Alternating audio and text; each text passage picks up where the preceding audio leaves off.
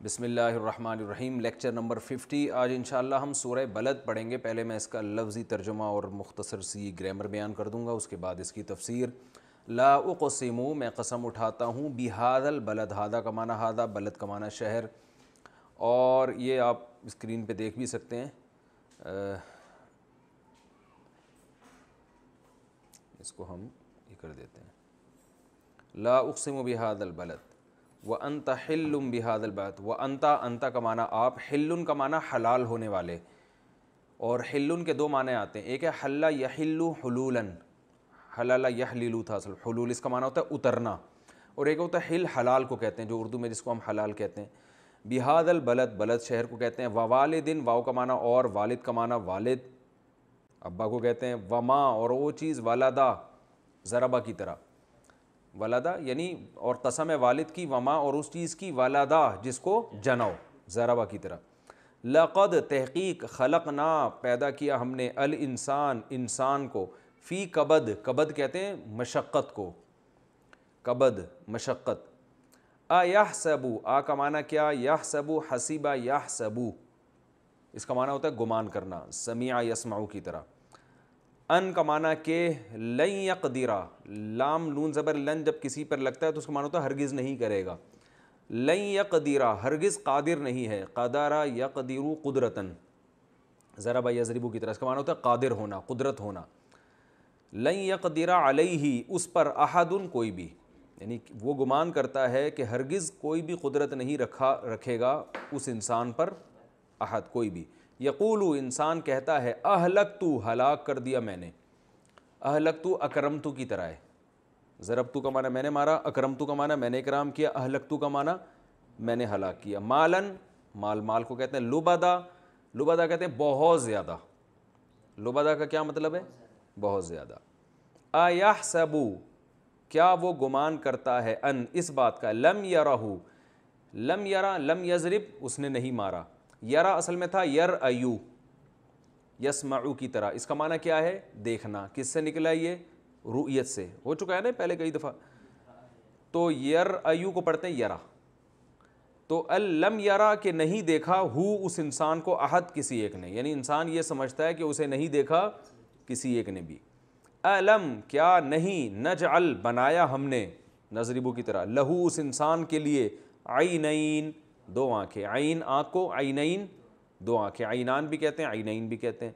وَلِسَانًا، اور زبان، وَشَفَتَيْن، اور ہونٹ، ہونٹ کو کہتے ہیں شفہ عربی میں، شفہ کسے کہتے ہیں، ہونٹ کو، شفتن، اور اس کی تثنیہ یعنی دو ہونٹوں کو بولیں گے شفتین۔ وَهَدَيْنَا، اور ہدایت دی ہم نے، رہنمائی کی ہم نے، ضربنا کی طرح، ہو اس انسان کی، النجدین، نجد عربی میں راستے کو بھی کہتے ہیں، نجدین دونوں راستے۔ فا کا معنی پھر لقتحما، اقتحما کا معنی ہوتا ہے کسی چیز میں گھس جانا، داخل ہونا، کسی ایسی مشقت والی جگہ پہ نا، اقتحام، ٹھیک ہے نا، تو اکتساب کی طرح یہ، اقتحما اکتسابہ کی طرح۔ لقتحما، یہ لا اقتحما تھا اصل میں، تو کیا بن گیا، نہیں داخل ہوا وہ، العقبہ، عقبہ کہتے ہیں گھاٹی کو، دو پہاڑوں کے درمیان کا جو راستہ ہوتا ہے نا، مشکل ہوتا ہے، تو اس گھاٹی میں یہ داخل نہیں ہوا۔ وما ادراک، اور آپ کو کیا پتا، مل عقبہ، گھاٹی کیا چیز ہے۔ فک رقبہ، فک کہتے ہیں عربی میں کھول دینا، فکاک، ٹھیک ہے نا، اصل میں یہ فکا کا یفکو، کھول دینا، جس کو کہتے ہیں فک کا یفکو، اور فک کھولنا مصدر ہے یہ۔ فکو رقبہ، یہ گردن کا کھول دینا ہے، یعنی آزاد کر دینا ہے۔ رقبہ کسے کہتے ہیں، گردن۔ او، یہ پھر تفسیر میں انشاءاللہ بتاؤں گا، آپ ابھی پریشان ہوں گے یہ کیا ہو رہا ہے۔ او اطعام، یا کھانا کھلانا ہے، اطعام کسے کہتے ہیں، کھانا کھلانے کو۔ فی یومن، ایسے دن میں، ذی مسغبہ، ذی کا معنی والا، مسغبہ کہتے ہیں بھوک کو، یعنی بھوک والے دن میں کھانا کھلانا۔ یتیمن، یتیم کو، ذا مقربہ، مقربہ والے، مقربہ کہتے ہیں قرابت داری کو، قرابت داری کا کیا مطلب، رشتہ داری، یعنی رشتہ داری والے یتیم کو کھانا کھلانا۔ او مسکینن، یا کسی مسکین کو، ذا متربہ جو متربہ والا ہو. متربہ تربت سے نکلا ہے. تربت کسے کہتے ہیں؟ مٹی. تراب ہے نا, حضرت علی کی کنیت تھی ابو تراب. ایک دفعہ مٹی میں لیٹے ہوئے تھے نا, تو آپ صلی اللہ علیہ وسلم نے فرمایا ابا تراب, اے تراب مٹی والے. تو تراب کسے کہتے ہیں؟ مٹی کو. تربت قبر کو بھی کہتے ہیں.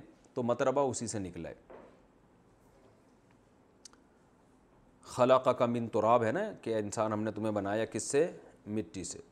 تو یہ ہے جی تراب.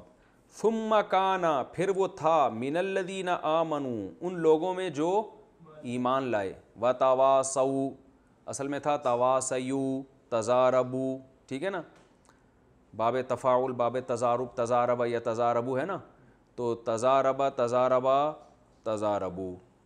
تو تواصیا تواصیا تواصیو, ایک دوسرے کو وصیت کرنا, یہ وتواصوا بالحق وتواصوا بالصبر میں گزر چکا ہے. وتواصوا بالصبر اور انہوں نے ایک دوسرے کو وصیت کی صبر کی. وتواصوا اور ایک دوسرے کو وصیت کی بالمرحمہ, مرحمہ رحم کو کہتے ہیں, رحم کی وصیت کی. اولئک یہ لوگ ہیں اصحاب المیمنہ, میمنہ کہتے ہیں دائیں جانب کو, دائیں یا دائیں چیز کو کہتے ہیں. میمنہ یمین سے نکلا ہے. یمین کسے کہتے ہیں؟ سیدھے ہاتھ کو کہتے ہیں نا, یمین شمال. تو اولئک یہ لوگ ہیں اصحاب اصحاب صاحب کی جمع, صاحب کہتے ہیں والا, صاحب المال کہتے ہیں نا. تو اصحاب ثروت سنا نہیں آپ نے, اصحاب ثروت اصحاب مال ہیں, صاحب ثروت بھی کہتے ہیں, اصحاب اس کی جمع آتی ہے. اولئک اصحاب المیمنہ یہ لوگ ہیں دائیں والے. والذین کفروا بآیاتنا اور وہ لوگ جنہوں نے کفر کیا ہماری آیات کے ساتھ, ہم اصحاب المشأمہ یہ لوگ ہیں مشأمہ بائیں ہاتھ کو کہتے ہیں, بائیں ہاتھ والے ہیں. علیہم ہے ان کے اوپر نار آگ مؤصدہ بند, اس میں بھی آیا تھا نا ویل لکل ہمزۃ لمزہ, علیہم نار مؤصدہ اس میں بھی آیا تھا بند آگ, ایسی آگ جس نے چاروں طرف سے ان کو گھیر لیا ہو, بند کر دیا ہو. یہ اس کا لفظی ترجمہ تھا اور تھوڑی سی ترکیب بھی تھی. اب ہم اس کی تفسیر پڑھتے ہیں. اللہ تعالیٰ قسم اٹھا کے فرماتے ہیں لا اقسم بہذا البلد. میں نے کہا تھا اقسم سے پہلے لا جب آئے تو اس کا مطلب قسم ہی ہوتا ہے, بس یہ نہیں کہ نہیں قسم اٹھاتا, بلکہ ہاں قسم اٹھاتا ہوں میں. اس کی وجہ میں نے بتا دی تھی. لا اقسم بہذا البلد میں قسم اٹھاتا ہوں اس شہر کی. یہ چونکہ مکہ میں نازل ہوئی ہے یہ سورت, تو اللہ تعالیٰ مکہ کی قسم اٹھا رہے ہیں. میں قسم اٹھاتا ہوں اس شہر کی یعنی مکہ کی. وَأَنْتَ حِلٌّ بِهَذَا الْبَلَدِ اور آپ حلال ہونے والے ہیں شہر میں. کیا مطلب؟ مکہ میں لڑائی حرام ہے, جنگ حرام ہے, اور آپ صلی اللہ علیہ وسلم بہت مصیبت میں تھے نا. جب مکہ میں آپ دعوت دیتے تھے چاروں طرف سے آپ پر مصائب کے پہاڑ ٹوٹ پڑے تھے, اور آپ کے پاس اتنی طاقت نہیں تھی کہ آپ لڑ سکیں ان سے. تو اللہ نے پیش گوئی کی کہ ایک وقت ایسا آنے والا ہے کہ آپ کے لیے اس مکہ میں لڑائی حلال ہو جائے گی, کیونکہ اللہ نے پابندی اٹھا دے گا. حرم میں لڑائی حرام ہے, تو اللہ آپ پر سے پابندی اٹھا دے گا, اور آپ کو اتنی دو چیزیں رکاوٹ بنتی ہیں نا مکہ میں لڑائی سے. ایک تو یہ رکاوٹ ہے کہ آپ کے پاس قوت ہی نہیں, آپ بہت کمزور ہیں. تو اس میں اللہ نے خوشخبری دے دی کہ ایک وقت آنے والا ہے کہ 10,000 کا لشکر لے کر آپ اپنے شہر پہ حملہ کریں گے, اتنی بڑی قوت اللہ آپ کو دے گا. تو اور پھر اس شہر میں لڑائی بھی آپ کے لیے حلال کر دے گا. تبھی حدیث میں آتا ہے آپ صلی اللہ علیہ وسلم نے جب لڑائی کی نا تو خطبہ دیا تھا, اور اس میں فرمایا کہ حرم میں لڑائی حرام ہے. اگر کوئی پوچھے کہ میں نے کیوں کی ہے تو بتا دینا کہ اللہ نے اپنے نبی کے لیے اس کو حلال کیا تھا. تو آپ صلی اللہ علیہ وسلم کو اس کی اجازت دی گئی تاکہ اسلام غالب آ جائے. اور دوسرا مطلب اس کا یہ ہے کہ ایک تو ہوتا ہے حلّ یحل حلالاً, اس کا معنی ہوتا ہے حلال ہونا. ایک ہوتا ہے مصدر حلول, اس کا معنی ہوتا ہے کہیں اترنا, کہتے ہیں نا یہ حلول کر گیا ہے, تو وہ بھی حلّ یحل ہی آتا ہے. تو اگر یہ حلول سے ہے تو اس کا مطلب ہے کہ آپ اس شہر میں آنے والے ہیں, اترنے والے ہیں. یعنی اس میں پیش گوئی کر دی کہ آپ کو یہاں سے نکالا جائے گا اور پھر دوبارہ یہاں پر آئیں گے, کیونکہ آنا اس وقت تک ممکن نہیں ہے جب تک جانا نہ ہو. تو اس میں دو خوشخبریاں, ایک آپ کو یعنی آزمائش کی بات بتا دی, اور ایک خوشخبری. آزمائش یہ ہے کہ آپ یہاں سے جائیں گے, خوشخبری یہ ہے کہ پھر اللہ آپ کو واپس یہاں لے کر آئے گا. تو اللہ نے شہر کی قسم اٹھائی, ووالدن اور قسم ہے والد کی یعنی باپ کی قسم, وما اور اس بچے کی قسم ولدا جس کو باپ نے جنا ہو. اگرچہ بچے مائیں جنتی ہیں لیکن ذریعہ باپ بنتا ہے نا, تو اس لیے اس کی طرف نسبت کی کہ اللہ یہ دو قسمیں اٹھاتے ہیں کہ شہر کی قسم اور والد اور اولاد کی قسم، لقد خلقنا الانسان فی کبد، تحقیق ہم نے انسان کو پیدا کیا ہے بہت مشقت میں، یعنی انسان کی زندگیوں میں ٹینشنیں آتی ہیں۔ تو یہ دو چیزیں گواہ، ایک مکہ گواہ ہے کیونکہ نبی صلی اللہ علیہ وسلم کو کس قدر مصیبت تھی، اور ایک باپ اور اولاد گواہ ہے، یعنی جب اولاد ملتی ہے باپ کو تو کتنی ٹینشنیں اٹھاتا ہے وہ ساری زندگی۔ صرف ماں ٹینشن نہیں اٹھاتی، باپ بھی اٹھاتا ہے، اس کے لیے سوچتا ہے، اس کو بیماری ہو گئی تو ہسپتال، دیکھ لو کیسے بچوں والے لوگ کتنے بیچارے مصائب میں ہوتے ہیں۔ تو اللہ فرماتے ہیں اس سے پتہ چلتا ہے کہ ہم نے انسان کو مشقت میں پیدا کیا۔ اَيَحْسَبُ أَن لَّن يَقْدِرَ عَلَيْهِ أَحَدٌ، کیا یہ گمان کرتا ہے کہ اس پر کسی کو قدرت ہی نہیں ہوگی؟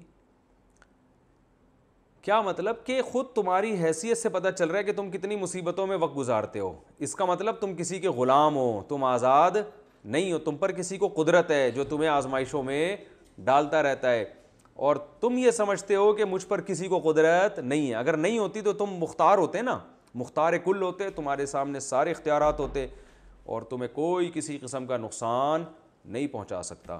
تو اللہ فرماتے ہیں ٹینشنیں اور اس کے علاوہ بھی پریشانیاں آتی رہتی ہیں، تو وہ پریشانی انسان کو بتاتی رہتی ہیں بھائی زیادہ فنٹر بننے کی ضرورت نہیں ہے۔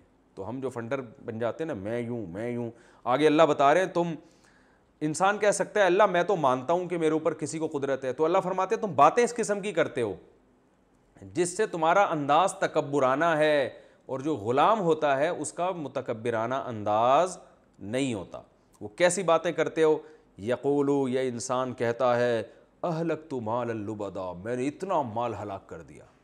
جب انسان کے پاس پیسہ آتا ہے نا تو کیسے شو مار رہا ہوتا ہے، اب ہم نے تو 21 کروڑ وہاں پلاٹ خریدا ہوا ہے، 20 کروڑ تو میں نے اپنی بیٹی کی شادی پہ اڑا دیا تھا، اور تو کیا میرے کو بات کر رہا ہے، جتنا تیرا تمہارے گھر کے جتنا یعنی تمہاری جو دکانیں ہیں نا جتنی بڑی، اتنے تو ہمارے گھر کے واش روم ہوتے ہیں۔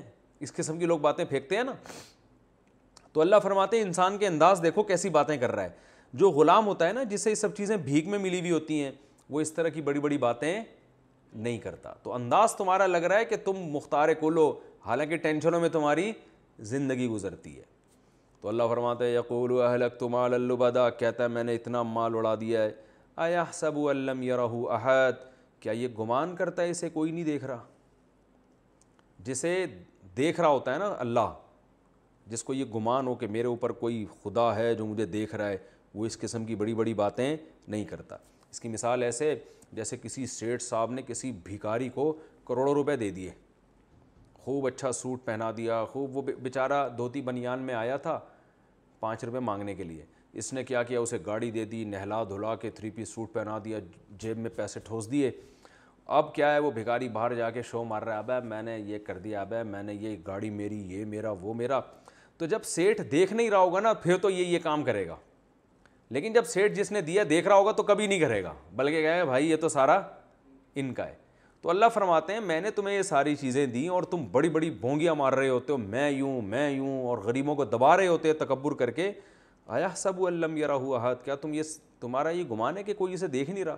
تو میں تو دیکھ رہا ہوں تمہیں، جب میں دیکھ رہا ہوں تو جس نے دی ہیں تو میں تو 24 گھنٹے دیکھ رہا ہوں، تو تم یہ کیسے بڑے بڑے دعوے کر لیتے ہو؟ تمہیں ڈر نہیں لگتا کہ جس نے دیا ہے وہ چھین بھی سکتا ہے؟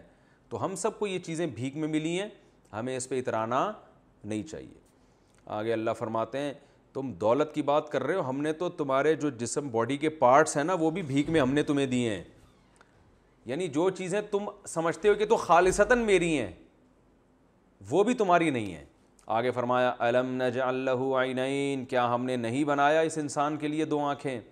جن آنکھوں سے تم دیکھتے ہو یہ ہم نے نہیں بنائی ہیں کیا؟ ولسانن، اور ہم نے ایک زبان بنائی، وشفتین، اور 2 ہونٹ۔ تو یہ سب چیزیں تو ہم نے بنائی ہوئی ہیں۔ تو جب تمہارے باڈی کے پارٹس ہم نے تمہیں دیے ہیں تو دولت تو اس کے بعد کی چیز ہے، اس پہ فخر کرنا میں نے یہ کیا، میں نے یہ کیا، اور حالانکہ اتنی ٹینشنوں میں تمہاری زندگی گزرتی ہے، تو یہ تکبر تم پہ زیب نہیں دیتا۔ وَهَدَيْنَاهُ النَّجْدَيْنِ، اور فرمایا اور ہم نے اس کو 2 راستے بھی سکھا دیے۔ 2 راستے کیا؟ اچھائی اور برائی کا راستہ۔ ہدایت عربی میں کبھی تو اراءۃ الطریق کے معنی میں آتا ہے، اراءۃ الطریق کا مطلب ہوتا ہے راستہ دکھانا، اور کبھی ہدایت آتا ہے راستے پہ چلانا۔ ہم جب سورہ فاتحہ میں دعا مانگتے ہیں اہدنا الصراط المستقیم، اللہ ہمیں سیدھے راستہ دکھا، تو یہاں تو قرآن کہہ رہے ہیں ہم نے دونوں راستے دکھا دیے، سیدھا بھی اور برا بھی. تو وہاں ہم جب دعا مانگتے ہیں اللہ میں سیدھا راستہ دکھا، تو اس کا مطلب دکھا نہیں بلکہ سیدھے راستے پہ چلا. اور یہاں مطلب ہے دکھانا، دکھائے اللہ نے ہر ایک کو ہیں دونوں راستے، چلاتا کسی کو ہے، جو چلنا چاہتا ہے اس کو چلا دیتا ہے. واللہ فرماتے ہیں ہدیناہ النجدین، ہم نے انسان کو دونوں راستے دکھا دیے. تو دونوں راستے دکھائے، اللہ یہ بتا رہے ہیں کہ ہم نے جب اتنی نعمتیں دیں، آنکھ، ناک، کان، دل، دماغ، یہ تو 3 چیزیں بیان کی جو بہت نمایاں ہیں نا انسان کی باڈی میں، تو سارے پارٹس اللہ نے دیے ہیں. تو اللہ فرماتے ہیں ان چیزوں کا تقاضا یہ تھا کہ جب تمہارے پاس دونوں راستے ہم نے تمہیں دکھا دیے ہیں تو صحیح راستہ اختیار کرتے، برے راستے سے بچتے. صحیح راستہ کیا ہے؟ شکر والا راستہ جو آگے آ رہا ہے. تو اللہ فرماتے ہیں ہم نے اس کو دونوں راستے دکھا دیے. فَلَاقْتَحَمَ الْعَقَبَةَ، یہ گھاٹی میں داخل نہیں ہوا، مشکل راستے میں نہیں چلتا. یہ گھاٹی مشکل راستہ ہے نا، تو مراد گھاٹی سے کیا ہے؟ مشکل راستہ. یعنی ہونا یہ چاہیے تھا کہ ہم نے جب انسان کو آنکھیں بھی دے دیں، زبان، گھونٹ، یہ ساری چیزیں ہم نے انسان کو دی ہیں، اور ہم نے بتا دیا اچھا راستہ بھی ہے برا راستہ بھی ہے. تو یہ اچھے راستہ والا چونکہ گھاٹی کا راستہ ہے، مشکل راستہ ہے، تو اللہ فرماتے ہیں یہ مشکل راستے کو اختیار نہیں کرتا، یہ آسان راستے کی طرف جا رہا ہے، حالانکہ اس کو پتہ ہے یہ غلط ہے. شراب کا راستہ، زنا کا راستہ، کنجوسی کا راستہ، اور بڑی بڑی بونگیاں مارنا، میں نے مال، میں نے یہ اپنی طرف نسبت کرنا، یہ راستہ آسان ہے، اس میں مزہ بہت آتا ہے. تو اللہ فرماتے ہیں حالانکہ ہم نے اتنی بڑی بڑی نعمتیں دی ہیں، ان نعمتوں کا تقاضا یہ تھا کہ اچھے راستے پہ چلتا، چاہے وہ مشکل ہی کیوں نہ ہوتا. تو مشکل راستہ چونکہ گھاٹی کا راستہ ہے، فَلَاقْتَحَمَ الْعَقَبَةَ، اللہ فرماتے ہیں گھاٹی والے راستے پہ نہیں چلتا، اس کو پلین اور آسان راستہ چاہیے. اب انسان حیران ہوگا بھئی یہ گھاٹی والا راستہ کیا مطلب، اللہ کیا بتا رہے ہیں؟ تو اللہ آگے خود بتاتے ہیں وَمَا أَدْرَاكَ مَا الْعَقَبَةُ، تمہیں کیا پتا وہ گھاٹی کا راستہ جس پر ہم تمہیں چلنے کا کہہ رہے ہیں، مشکل راستہ، وہ کیا ہے؟ آؤ ہم تمہیں بتاتے ہیں. فَكُّ رَقَبَةٍ، وہ ہے غلام کا آزاد کرنا. میں نے آپ کو بار بار بتایا قرآن جزیات بیان کرتا ہے، مقصد کیا ہوتا ہے؟ اصول. ایک جزیہ بیان کر دیا، مقصد کیا ہے؟ اصول. وہ اصول کیا ہے؟ انسانوں پر احسان کرنا، مخلوق پر احسان کرنا. تو اب چونکہ اللہ اگر یوں بیان کر دیتے کہ یہ مخلوق پر احسان نہیں کرتا، مخلوق کا خیال نہیں کرتا، تو ہم سب کہتے ہیں ہم تو خیال کر رہے ہیں. تو اس لیے اللہ نے مخلوق پر احسان کی کچھ قسمیں بیان کر دیں، اہم قسمیں، کہ تم خود دیکھ لو تم یہ کچھ کر رہے ہو. جب نہیں کر رہے تو اس کا مطلب تم مخلوق کے حقوق ادا نہیں کر رہے. تو مخلوق کا سب سے پہلا حق کیا ہے؟ فَكُّ رَقَبَةٍ.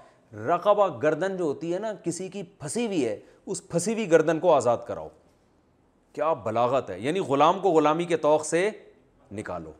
اب تو غلام نہیں ہوتے، پہلے غلام ہوا کرتے تھے، تو اس کو آزاد کرانے کی اسلام میں بڑی ترغیب. وہ غلام ہوتے تھے جنگ میں جو قیدی بنتے تھے نا، وہ غلام بن جایا کرتے تھے، لیکن وہ غلام آج کے قیدیوں سے پھر بھی اچھے ہوتے تھے، کیونکہ ان کو کھانا ملتا تھا، روٹی، وہ مزدوروں کی طرح کام کرتے تھے، اور سارے حقوق ان کے مولا کے، جو ان کا مالک ہوتا تھا، اس کے ذمے ہوتے تھے.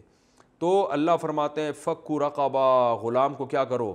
اور اس میں اللہ نے انداز ایسا استعمال کیا کہ غلاموں پر ہمیں ترس آ جائے. وہ ترس کیا ہے کہ اللہ فرماتے ہیں اس کی گردن پھنسی ہوئی ہے، اس گردن کو نکالو. تو آپ بتاؤ کسی کی گردن رسی میں پھنسی ہوئی ہو، بیچارہ کتنے عذاب میں ہوتا ہے. تو اللہ فرماتے ہیں جو انسان کسی کا غلام ہے نا، تو اس پہ ایسے ہی ترس کھاؤ جیسے کسی کی گردن کسی نے رسی سے باندھی ہوئی ہو، تو وہ بھی ہل نہیں سکتا، تو یہ بیچارہ بھی مولا کی مرضی کے بغیر کچھ نہیں کر سکتا. جتنا کماتا تھا اس کا مالک، اس کا یعنی جس کا جو مولا ہے وہ اس کا مالک ہے. تو اب غلام نہیں ہوتے. فَكُّ رَقَبَةٍ. آج غیر مسلمین بہت اس بات کو اچھالتے ہیں اسلام میں غلامی کا نظام ہے. اسلام میں غلامی کا نظام پیدا نہیں کیا، وہ تو پہلے سے چلا آ رہا تھا، اس کو ایک خاص طریقے سے اسلام نے ختم کیا ہے. اس پر میں مستقل بیانات کر چکا ہوں. وہ بات غلام کے بارے میں کیا اسلامی اصول تھے اور غلامی کا تصور کیا تھا، اس پر بات کروں گا تو بہت لمبی بات ہو جائے گی، وہ میرا بیان سن لیں. فَكُّ رَقَبَةٍ. اللہ فرماتے ہیں گردنوں کو کیا کرو، چاہے وہ مسلم ہو یا غیر مسلم. کافر غلام کو آزاد کرنا بھی ثواب ہے. فرمایا او اطعام، یہ وہ دشوار گھاٹی پتہ ہے کیا ہے؟ یا پھر کھانا کھلانا ہے، فی یومن، ایک ایسے دن میں، ذی مسغبہ، جو شدید بھوک والا دن ہو. بعض دفعہ انسانوں پہ ایسے حالات آتے ہیں، بھوک کے دن ہوتے ہیں انسانیت پہ، تو اس میں انسانوں کے خوراک کا خیال کرنا ہے. اور یہ بھی ممکن ہے کہ کسی خاص شخص پر بھوک کا دن آ جائے، یعنی بھوک، کسی آدمی کو بھوک لگ رہی ہو اور کھانے کو روٹی نہ ہو، تو یہ اس کے لیے کون سا دن ہے؟ بھوک والا۔ تو اللہ فرماتے ہیں کھانا کھلانا ہے ایسے دن میں جو بھوک والا ہو۔ کھلانا کس کو ہے؟ یتیمن، کسی یتیم کو، ذا مقربہ، جو رشتہ دار ہو تمہارا، او مسکینن، یا اور کوئی مسکین ہو، ذا متربہ، جو مٹی والا ہو۔ کیا مطلب؟ بھوک نے اس کو زمین پہ لٹا دیا ہو اور مٹی سے مل گیا ہو۔ جب انسان کمزوری میں بھوک کی حالت میں آتا ہے تو کہاں پڑ جاتا ہے؟ مٹی میں۔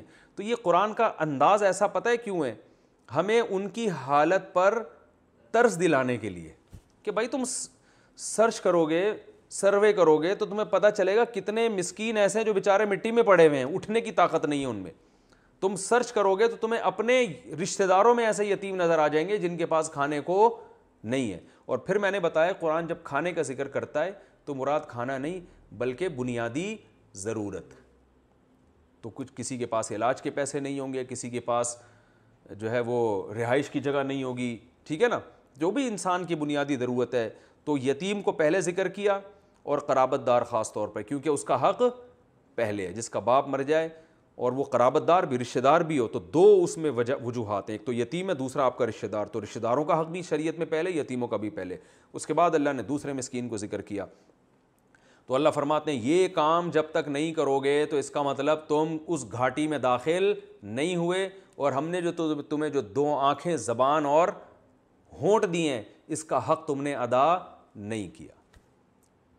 فرمایا لیکن اب تمہیں خیال ہو سکتا ہے کہ اللہ یہ تو غیر مسلم بھی کرتے ہیں، وہ فلاں بھوکے کو کھانا کھلایا، وہ فلاں کتوں کے حقوق پہ تنظیم بنا لی۔ تو اللہ فرماتے ہیں نا ثم کانا، پھر ہم تمہیں یہ بھی بتائیں، کانا من الذین آمنوا، کہ ایسا شخص ان لوگوں میں تھا جو ایمان والے تھے۔ اگر ایمان نہیں ہے تو پھر یہ نیکیاں مقبول نہیں ہے، کیونکہ اللہ کو مانتے ہی نہیں ہو، پھر جو مرضی کرتے رہو، اللہ کے ہاں اس کا اجر نہیں ہے۔ اس لیے اس پر امت کا اجماع ہے کہ اللہ کے ہاں نیکی کی قبولیت کی پہلی شرط کیا ہے؟ ایمان۔ مشرک کی نیکی قبول نہیں ہوتی، اللہ کا انکار کرنے والوں کی نیکی قبول نہیں ہوتی، ختم نبوت کے منکر کی نیکی قبول، جو بھی اسلام کے بنیادی عقائد ہیں نا، ان لوگوں کو قرآن آمنو کہتا ہے۔ تو جب تک ایمان نہیں لاتے، وَتَوَاصَوْا بِالصَّبْرِ، اور پھر ایک دوسرے کو صبر کی وصیت بھی کرتے ہوں، کیونکہ یہ گھاٹیوں میں جب داخل ہوگے تو مشکلات آئیں گی، تو مشکلات میں ایک دوسرے کو خیر سے روکنا نہیں ہے بلکہ خیر کی ترغیب، صبر کی بھی، وَتَوَاصَوْا بِالْمَرْحَمَةِ، اور رحم کی بھی ایک دوسرے کو وصیت کرتے ہیں۔ رحم کسے کہتے ہیں؟ اللہ کی مخلوق پر، یعنی خود بھی اللہ کی مخلوق پر رحم کرتے ہیں اور دوسروں کو بھی مخلوق پر رحم کی ترغیب دیتے ہیں۔ تو یہ اس سے صاف پتہ چلتا ہے کہ صرف نیکی کرنا کافی نہیں ہے، نیکی کی ترغیب دینا بھی اتنا ہی ضروری ہے جتنا خود نیکی کرنا ضروری۔ تو وہ ایک دوسرے کو، اور پھر اللہ نے یہ نہیں کہا نیکی کا حکم دیتے ہیں، وصیت۔ وصیت کا لفظ کیوں استعمال کیا میں پہلے بتا چکا ہوں۔ وصیت کا معنی ہوتا ہے جب مرتے ہوئے انسان کوئی حکم دیتا ہے اس کو وصیت کہتے ہیں، تو وہ معمولی حکم نہیں ہوتا۔ تو اللہ فرماتے ہیں یہ زندگی میں بھی حکم ایسے دے رہے ہوتے ہیں جیسے مرنے والے ہوں، اتنی تاکید کے ساتھ ایک دوسرے کو صبر کی اور ایک دوسرے کو رحم کی تلقین کرتے ہیں۔ جیسے نبی صلی اللہ علیہ وسلم نے رحم کی تلقین کی، آپ نے فرمایا من لم یرحم الناس لم یرحمہ اللہ، او کما قال صلی اللہ علیہ وسلم، جو لوگوں پر رحم نہیں کرتا اللہ اس پہ رحم نہیں کرتا۔ اور اللہ کی صفت ہے رحمت۔ ہم جب بھی کوئی کام کرتے ہیں بسم اللہ الرحمن الرحیم پڑھتے ہیں نا، شروع اللہ کے نام سے جو بڑا مہربان نہایت رحم کرنے والا، تو جیسے اللہ رحم کرنے والا ہے، اللہ کو بھی رحم کرنے والے لوگ پسند ہیں۔ تو اللہ فرماتے ہیں مخلوق پر رحم کرو، ترس کھاؤ۔ جو ہے ایسے بیٹھ ہاتھ پہ ہاتھ رکھے نا بڑے ہوئے، میرا مال کھاتے چلے جاؤ، مخلوق پر رحم کرو۔ پھر یہ کام کرو گے تو کیا ہوگا؟ اولئک اصحاب المیمنہ، یہ ہیں دائیں ہاتھ والے لوگ۔ تو چند صفات اللہ نے اس میں بیان کی ہیں، یعنی وہ لوگ ہیں جن کو اعمال نامہ دائیں ہاتھ میں ملے گا۔ والذین کفروا بآیاتنا، اور جو بالکل کے اپوزٹ لوگ ہیں وہ لوگ ہیں جنہوں نے ہماری آیات کا انکار کیا۔ ہم اصحاب المشأمہ، یہ لوگ ہیں بائیں ہاتھ والے لوگ، علیہم نار موصدہ، ان پر آگ بند کر دی جائے گی۔ تو میں نے بتایا قرآن یا تو بہت اچھے لوگوں کا ذکر کرتا ہے یا بہت برے لوگوں کا، ہم درمیان میں لٹکے ہوئے ہوتے ہیں، ہم کچھ اچھے کام بھی کر رہے ہوتے ہیں ایمان والے، اور کچھ کافروں والے کام بھی کر رہے ہوتے ہیں۔ تو قرآن نے ایک معیار بیان کر دیا، جس طرف جتنے ہوگے اسی طرف اتنے زیادہ جاؤ گے آخرت کے دن۔ تو اپنے آپ کو اچھے لوگوں کی فہرست میں شامل کر لیں۔ یہ تو یہ صورت تھی، اس میں جو علمی نقطے اور کچھ سبق ہمیں ملتے ہیں، ایک تو مکہ کی فضیلت کہ اللہ نے اس کی قسم اٹھائی ہے، اور اسلام کا ایک معجزہ بھی پتہ چلتا ہے کہ اللہ نے پہلے بتا دیا تھا آپ اس شہر میں دوبارہ آئیں گے. تو یہ حالانکہ اس وقت تو مکہ میں یہ نازل ہوئی ہے، لیکن واقعی قرآن کی پیشگوئی پوری ہوئی. آپ صلی اللہ علیہ وسلم نے ہجرت بھی کی اور دوبارہ مکہ میں داخل بھی ہوئے. اور تیسرا اس میں باپ اور اولاد کے رشتے کا پتہ چلتا ہے کہ اللہ نے باپ اور اولاد کی ایک ساتھ قسم اٹھائی ہے کہ جو جننے والا اور جس کو جنا گیا، تو اس سے ان کے ریلیشن کا پتہ چلتا ہے کہ بہت مضبوط ریلیشن ہے. اور اس سے بھی پتہ چلتا ہے باپ کی فضیلت پتہ چلتی ہے کہ اللہ نے فرمایا کہ ہم نے انسان کو مشقت میں پیدا کیا ہے. جیسے مکہ میں نبی کی زندگی مشقت میں تھی، اسی طرح باپ کی زندگی بھی اولاد کے لیے مشقت میں گزرتی ہے. تو اس سے باپ کی اہمیت کا بھی پتہ چلتا ہے. تیسری چیز یہ بھی پتہ چلتی ہے اس صورت میں ہمیں کہ انسان ٹینشن فری زندگی کبھی بھی نہیں گزرے گی. جو لوگ کہتے ہیں نا یار یہ کیا ہے، کبھی یہاں سے پریشانی کبھی وہاں سے پریشانی کبھی، تو بھائی پریشانی میں سمجھوتا کر لو. بھائی اللہ نے خود فرمایا ہم نے انسان کو ٹینشن میں پیدا کی، کچھ نہ کچھ ٹینشن لگی رہے گی. ہاں جو صبر کرے گا اور یہ سوچے گا بھائی جو مقدر میں ہے وہ ہو کے رہے گا، وہ ڈپریشن میں نہیں جائے گا. اس کو زیادہ جو آج کل چھوٹی چھوٹی پریشانیوں پہ لوگ خودکشیوں کا سوچتے ہیں نا، تو یہ نہیں ہوگا اس کے ساتھ، بلکہ وہ صبر کرے گا. صبر کی وجہ سے اس کے لیے مشکلات کیا ہو جائیں گی؟ آسان. لیکن یہ کہنا کہ جی میری زندگی ایسی مزے کی، ہم دیکھ رہے ہوتے ہیں بعض لوگوں کو، ہم کہتے ہیں یار انہیں تو کوئی ٹینشن ہی نہیں ہے، پیسہ بھی، عزت بھی، سا یہ وہ. تو بھائی ان کو بھی ٹینشنیں ہوتی ہیں، لیکن انہوں نے ان ٹینشنوں پہ کمپرومائز کر لیا ہوتا ہے. سمجھ رہے ہو نا؟ یہ کر لیا ہوتا ہے بھائی اللہ کی طرف سے مقدر ہے، اب کیا بس ہو گیا، بس ٹھیک ہے تو ہے. تو اور دنیا دار آدمی کیا کرتا ہے، اتنی ٹینشن نہیں ہوتی جتنی لے رہا ہوتا ہے وہ، کیونکہ وہ کہتا ہے میرے کیوں یہ ٹینشن، وہ کہتا ہے یہ ہونی نہیں چاہیے، سارے مسئلے میرے حل ہونے چاہیے. اور سارے مسئلے کسی کے حل ہو جائے نا تو خود ایک مسئلہ بن جاتا ہے. یہ اس کے پاس کرنے دھرنے کا کوئی کام ہی نہیں رہتا، وہ خود پریشانی یہ سوچ کے فری ہو کے پریشان ہو جاتا ہے وہ.